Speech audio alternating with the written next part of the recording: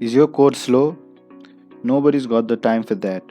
Let's speed things up by optimizing Python code with a few smart tricks in under 2 minutes.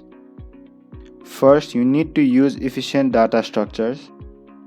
Prefer sets and dictionaries over lists or lookup.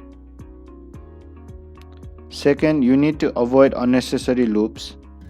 Use list comprehension instead of for loops. Third, you need to use built-in functions and libraries. Python's built-in methods are optimized in C, making them much faster. Fourth, optimize loops with generators. Generators use less memories than lists. And finally, use multi-threading and multiprocessing for heavy tasks. For CPU heavy tasks, use multiprocessing. And yeah, faster code is equals to happier users. Use the right data structure, built-in functions, and parallel processing to supercharge your Python performance. Now go optimize like a pro.